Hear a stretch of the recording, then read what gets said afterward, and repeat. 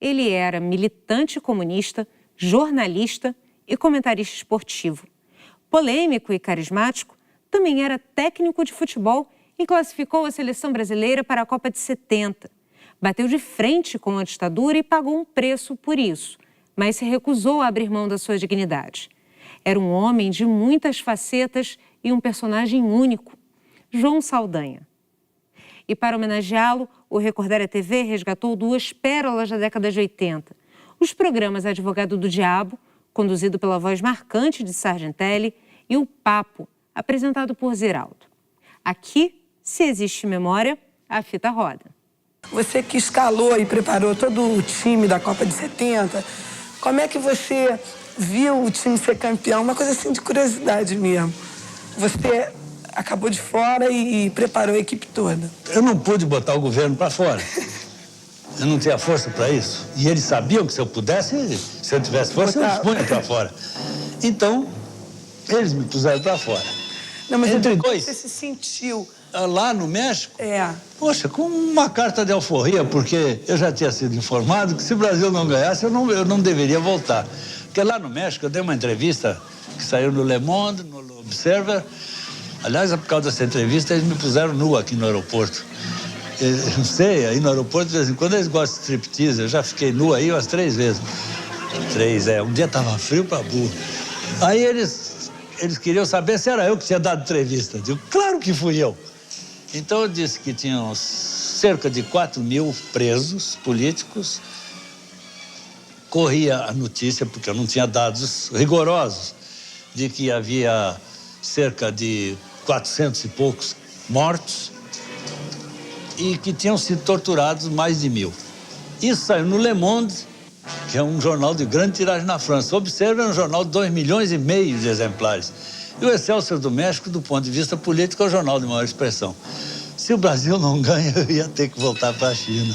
Então, eu me senti... Aliás, as pessoas estavam lá, eu estava eufórico, eu nunca fui de fazer expansão, eu nunca, por exemplo, na minha vida, eu nunca fiz assim, gol, nunca fiz. Eu disse assim, essa câmera que está aí, aquela ali, eu fiz assim, ó. Mais ou menos, né? Acho que foi isso que eu disse. E pronto. Claro. Eu queria saber mais uma coisa, que você falou da China. Como é que foi a sua experiência na China? Porque eu ouvi falar que você morou na China. E por que você foi para lá? Como é que foi isso? O pau comeu aí na Uni. Saiu um tiroteio. Eu levei um tiro nas costas. Aí depois eu fugi do Souza Aguiar. Deram sopa lá, mandaram para a radiografia. Eu saí por uma casa funerária. O lugar não era bom de sair, mas saí. Tinha o lado, agora mudou tudo por ali. Dali eu me mandei. Todos que estavam naquela reunião, era uma grande reunião, estava lotado o troço. Todos que estavam participando e que foram feridos, foram 19 feridos e 2 mortos. Tirando os da polícia, que tinham 5 ou 6, e parece que tinham 1 ou 2 da polícia também que foram cadáveres, todos foram condenados entre 5 e 6 anos de cadeia. Aí dei no pé. Dei no pé, fui por aí e tal, pulei. O caminho é bom não dizer que a gente, de repente, né, pode precisar dele de novo. Pergunta da juíza Márcia Moura. João, você que é um machão famoso, diga, por favor, na sua vida, João, o que as mulheres lhe ensinaram? As mulheres me ensinaram que... É que nem aquela do Mineirinho, né? Que a participação delas na vida, na sociedade, é de 50%. É aquela história que o machão dizia assim, lá na minha terra só tem macho. Aí o Mineirinho falou assim, pois olha, nós lá é metade, tá dando muito certo. Eu acho isso, esse troço de machista, às vezes confundem, talvez, com algumas atitudes que eu tive de tomar para me defender. Eu não me lembro, em toda a minha vida, de ter agredido uma só pessoa. É impossível, o meu temperamento não permite. Por pior que seja, Eu tenho um profundo respeito pelo direito dos outros. Eu me baseio num princípio filosófico, que dizem que era do Voltaire, mas era 3.000 anos antes de Cristo, Epícoro. O direito de um termina onde começa do outro. Pisou no meu, eu esperneio. Mas machista, meritíssima. Meritíssima, aliás. Não, eu nunca fui, não sou, e acho isso um atraso grande nessa série. A senhora conhece melhor do que eu. A senhora conhece as leis que ainda, até hoje, não permitem às mulheres exercerem os direitos civis que nós temos direito, nós homens. Por quê? Eu não sei, não fui eu que fiz essas leis e tenho lutado ferozmente contra elas. Pergunta de Paula Saldanha. Ô, João, que tal o Partido Comunista na legalidade, hein? Perde ou ganha? Ganha. O Partido Comunista foi fundado em 1922. Nós estamos em 85, 86. Só teve de legalidade 1 ano e meio e agora essa fumacinha. Para se ter uma ideia, o Partido Comunista chegou a ter no Rio de Janeiro mais da metade dos votos. Chegou a ter mais de 500 mil membros registrados. Depois puseram para fora empregados, funcionários, membros de indústria, enfim, trabalhadores, o diabo a quatro. E vai definhando. Depois a cana é muito dura. A nossa lista de mortos, na luta, ultrapassa 15 mil. 15 a 20 mil, fora outros em consequência. Quer dizer, gente da melhor qualidade, eu nunca conheci. Gente tão boa, tão pura, tão limpa. Tem safado também, sai de baixo. Comunista safado, sai de baixo. Não dura, não, mas sai de baixo. E eu conheci gente tão boa, tão pura, tão limpa, tão capaz de sacrifícios. Às vezes, quantos erros, quantas bobagens nós cometemos, quantas coisas infantis. E ainda se comete, ainda estão para cometer. É uma contingência histórica. O Partido Comunista foi uma ideia que só podia ter surgido quando surgiu o pensamento socialista. Eu hoje sempre faço um desafio, quando eu faço um papo, tá um grupo assim, pode estar até cheio de industriais, até cheio de paulista. Junto assim, industriais paulistas. Eu junto assim e digo, escuta, vem cá, vamos supor que chegasse numa grande ilha, tem homens, mulheres e tal, tá dividido. Aí chega lá, tem que se estabelecer uma sociedade, certo? Que tipo de sociedade você ia estabelecer? Chega um e diz assim, o Luiz Aulari diz assim, não, eu sou o presidente da Fiesp, o seu Bradesco, eu não sei como é o nome dele. Chega e diz, não, eu sou o Aguiar, seu Aguiar diz assim, ou é o Braguinha? Eu não sei, eles se entendem. Chega ali e diz, não, ali eu vou fazer um banco. O outro, que é fazendeiro, diz, ali aquele campo é meu, eu vou fazer. Não vai não, bicho. A consciência do mundo, o pensamento social, já existe. É claro que ele não é, de forma política, organizado só na metade do mundo. Veja bem, só na metade. Há 50 anos atrás não era nem um décimo. Atualmente é um pouquinho mais da metade. E daqui um pouquinho mais, aos bocadinhos, o pensamento socialista já existe. Não há condição de um grupo se perder numa floresta, no mar, onde seja, e não adotar uma forma socialista na maneira de viver, de obter alimentos, de se defender, de se proteger da intempérie, etc, etc. Bem, João, com esse atual namoro do Partidão com Sarney, eu queria saber se você acredita na possibilidade, com essa reforma ministerial, sobrar algum para o Partidão. E se sobrar, você fosse convidado, mesmo que no sacrifício, como você foi, candidato à prefeitura, você escolheria qual deles? Em primeiro lugar, eu não creio que o Sarney, nesse curto espaço de tempo, isso é muito pessoal, tenha condições ou possibilidades de uma melhoria efetiva da situação brasileira. Ela, infelizmente, se agrava dia a dia. Nós temos governantes da melhor qualidade, prefeitos bons governadores, homens limpos, homens de bem, homens voltados para os interesses populares. Acho que o Sarney, pelo menos, dá essa impressão. Então, esse apoio, mas eu acho um tanto ou quanto platônico. Não, eu acho que o Sarney não convidaria nenhum comunista conhecido para membro do seu ministério. E palavra de honra, eu não tenho fascinação alguma por nenhum dos ministérios. Além do mais, uma bomba.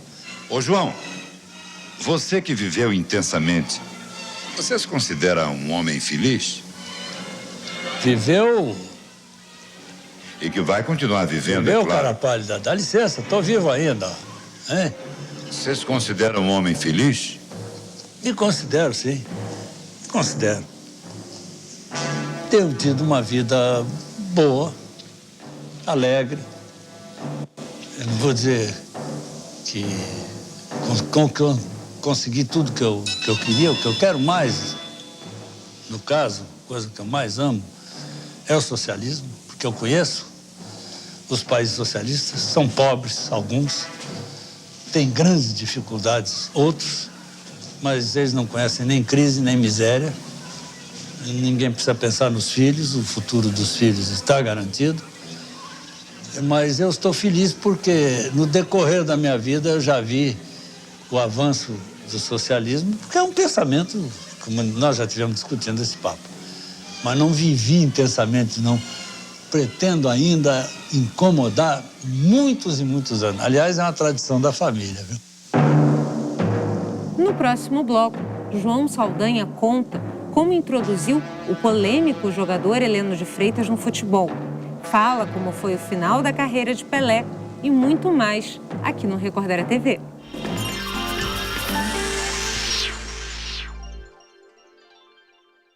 O Recordaram TV de hoje presta sua homenagem ao jornalista e técnico de futebol João Saldanha.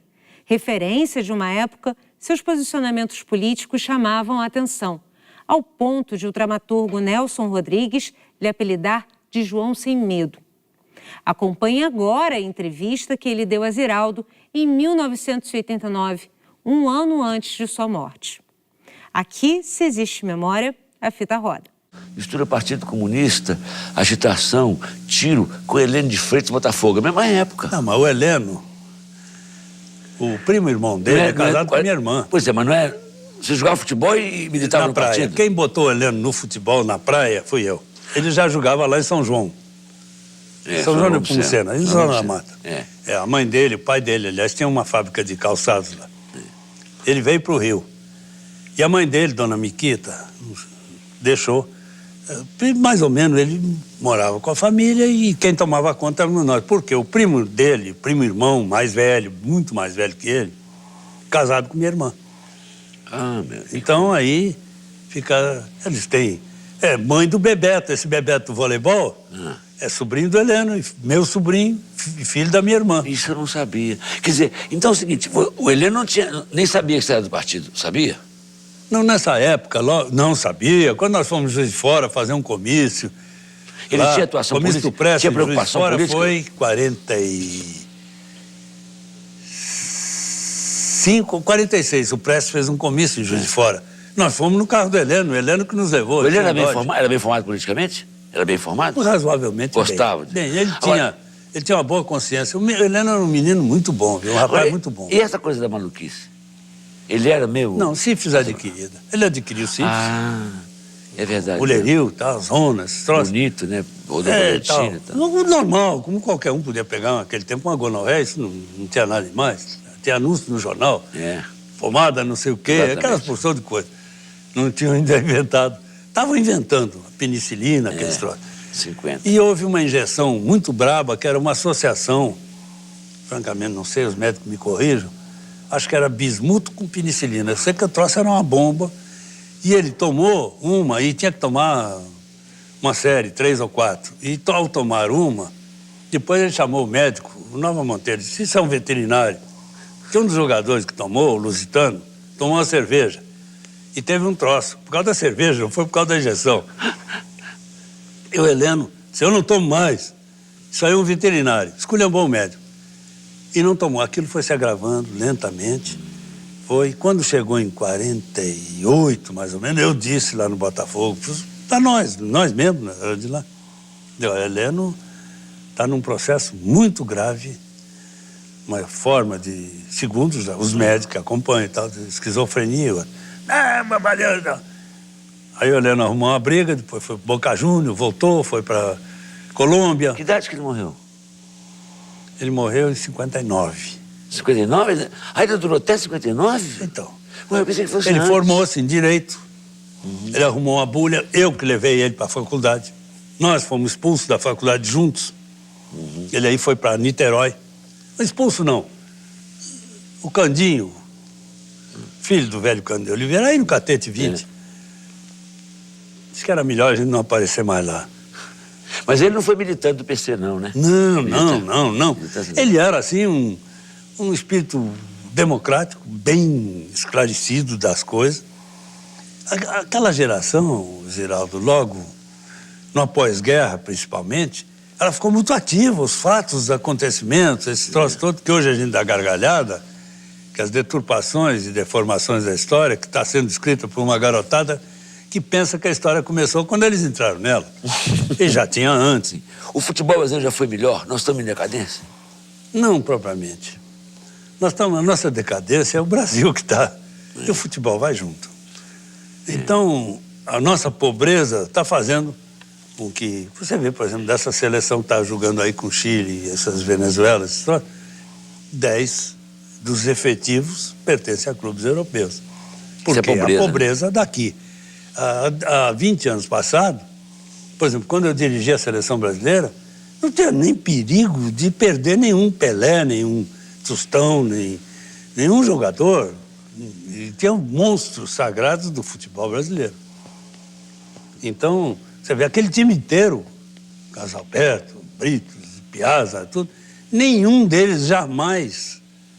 Eu sei que toda hora vinha um empresário pro Pelé e tal, que tal você quer ir para a Europa? Ele disse, conforme pagar bem eu vou. Porque o Pelé parou o futebol duro, né? Duro, com a mão na frente e atrás.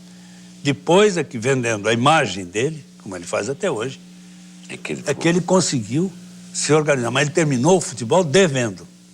O nosso futebol é o melhor do mundo mesmo, sem dúvida nenhuma. Talvez não seja o melhor do mundo. Nós misturamos com os 4 ou 5 dos melhores, né? Que é a Argentina, a Alemanha...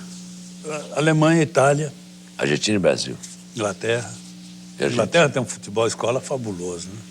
Quer dizer, nós não somos o melhor do mundo, não? Não, melhor absoluto não. Não, é? Nós tivemos uma fase muito boa, de 58, 62, e resquícios até 70, por causa da guerra. A Europa parou. Ficou na miséria. Não é miséria, mas ficou em grande dificuldade. Para você ter uma ideia, em 58, eu estive com... Bom, eu fui à Copa do Mundo, mas 57 acho que foi. Estive com o Botafogo na Europa, tinha racionamento de várias coisas. Na Inglaterra, carne completamente racionada. Açúcar, aquelas velhas iam puxar da outra, levando o seu açúcar. Quer dizer que essa ilusão que eu tenho que o nosso futebol é disparadamente o melhor do mundo, eu posso tirar da minha cabeça. Outra coisa, nós sempre tivemos um largo tempo, que a Copa do Mundo se realiza no inverno sul-americano, no verão europeu. Lá eles estão de férias e nós estávamos em pleno apogeu. Agora não tem mais temporada aqui no Brasil, é uma suruba completa. É bagunça. Termina um jogo, começa outro. Mas é um grande futebol porque o menino brasileiro tem todas as condições naturais para ser um grande craque. Por exemplo, precocidade. Menino brasileiro é mais precoce que o menino. Ele é homem. É com 8, 10 anos, ele já não é meia enxada, ele é uma enxada. Você pode rodar o mundo inteiro que o menino brasileiro sai primeiro que todo mundo, né? Não, aí não. Um menino de um país parecido com o nosso. Angolano também. Angolano, peruano. Peruano, arisco. A gente fica pronto primeiro. Terceiro mundo fica pronto primeiro. Claro, barbada para nós. Claro. Agora, então o menino brasileiro é um adulto. Aos 14, 15 anos ele já está se casando, já largou pai e mãe e já desceu o Pirapora e vem por aí, passa em Minas, mas Minas joga isso para diante e eles vão por aí pintando. Já se casou 2, 3 vezes, ele largando mulher por aí e pronto. Quer dizer, então, ele é uma criança, mas ele pensa como um adulto. E isso agiliza o futebol dele. Agiliza. Realmente, eles acabam cedo. Muito cedo. Mas também... Agora, tem uma outra coisa. É que nós nascemos entre os trópicos. Isso dá, embora o brasileiro não pense, eu acho que a maior besteira que o Euclides da Cunha escreveu é aquele negócio sertanejo antes de tudo um forte. Não é coisa nenhuma. Não é nada. Morto de fome. O que está vivo, vai. Então, mas isso nos dá, por termos nascido entre os trópicos, a flexibilidade muscular ideal para o futebol. Músculos flexíveis e o aquecimento interno, que tecnicamente deve-se dizer, de 40 graus. Você que esteve na Feira da Seleção Brasileira em 70, entre essas coisas foram da tua vida. 69 todo. 69. Você chegou até aquela coisa... É a véspera. Aquela coisa estranha de você fazer... Não foi nada estranho. O governo disse para o presidente, o senhor organiza seu ministério, eu faço meu time, tá? O homem não concordou com a condicional. Ele Pois é, olha, eu organizo essa meu ministério e você maluca, vai para a rua. Você com a tradição comunista e tal, declaradamente um homem do partidão. Na época do Médici, aquela coisa sombria. Não, mas aí que foi o troço. Eu peguei aquelas aberturas do Costa e Silva. Entrei. Ele até mandou me avisar, um daqueles acólitos dele. O general disse que está tudo bem, que não há problema. Eu disse, tá bem. Mas depois empacotaram o general. Eu conto isso sempre. Conta. Empacotaram em agosto e enterraram em novembro. Eu desci, dia 31, para jogar com o Paraguai. E o general, todo com o Eloy Menezes. Ele nega. Não, isso não é verdade. É sim, senhor. Tá bom? Porque éramos 4 ou 5, dos quais 3 estão vivíssimos, e se lembram. Chegaram. Descemos do ônibus, o Eloy jogou bola comigo. Eu jogava Botafogo, ele jogava muito bem. E excelente cavaleiro, campeão do cavalo de armas, aquele troço todo olímpico brasileiro, excelente. E bom cara, muito bom cara. O Eloy disse assim, ô João, além do mais, quando se conhecia da praia, Brasil, olha, acabo de vir do, não sei qual hospital, acho que é ali pertinho do Maracanã, aquele Hospital Central do Exército. Acaba de falecer o general Costa e Silva. Você acha próprio a gente fazer um minuto de silêncio? Eu digo, olha, isso não é comigo, fala com o juiz. E o juiz, pá. Agora tem aquele troço do Nelson Rodrigues, que o Maracanã o pessoal vai a minuto de silêncio. Minuto de silêncio. Então, vê lá se é negativo, a homenagem que você quer prestar. Pode ser negativa ou não. Isso foi em 31 de agosto. Foi o dia do jogo Brasil-Paraguai. Nós estamos descendo do ônibus. No que nós descemos do ônibus, ele veio com todas aquelas medalhas dele. Aí, não apareceu mais o Eloy. Ele disse, depois nós vamos estudar, depois nós te comunicamos. O Maracanã inteiro já sabia, porque os troços vazam. E ali pertinho, a massa, o povo, o Rio de Janeiro inteiro. Só enterraram ele no 14 de novembro. Por quê? Não sei. Ô, João... Isso aí, que eles é que tem que contar. Agora, não sou eu. nós estamos acabando o programa, só falta falar o seguinte. Você acha que se o futebol brasileiro não tivesse tão militarizado como estava em Buenos Aires... Não é militarizado. A gente teria, com o Coutinho, com aquele... Não, claro. A gente teria ganho aquela Copa? De Buenos Aires? Por que perdeu aquela Copa, João? Olha, porque a Argentina garfou muito naquela Copa, né? Então, lá o Videla deles, aqui não. O jogo com a França, a Argentina devia ser eliminada. Aquele gol nosso, do Zico não, de cabeça... Não, aquele eu narrei o filme e você vê na tomada de trás, que só nós tínhamos, nitidamente, o juiz fez assim e se retirou. Porque o Nelinho custou bater o córner. E ele fez assim. Então ele saiu junto com um sueco. Isso você vê na tomada de trás. Nas tomadas de televisão, eu fiz televisão, não aparecia esse fato. Né? Já estava acabado o jogo? Já estava acabado, já. E a defesa sabia que estava acabado ou a defesa... Não, aí não sei, não, porque aí o Nelinho bateu, porque a bola caiu 2 vezes, o campo é ruinzinho, né? Lá de Valparaíso. Como é? Vinha Del Mar. Mas nós teríamos ganho o campeonato. Sim. Era possível ganhar, sim. Ô, João, que pena, não conversamos nada. Acabou o nosso tempo. A televisão tem isso, senhoras e senhores telespectadores, lamentamos informar que nosso tempo está esgotado. O Recordar a TV de hoje fica por aqui. Semana que vem voltaremos com mais uma pérola de nossa televisão. Até lá!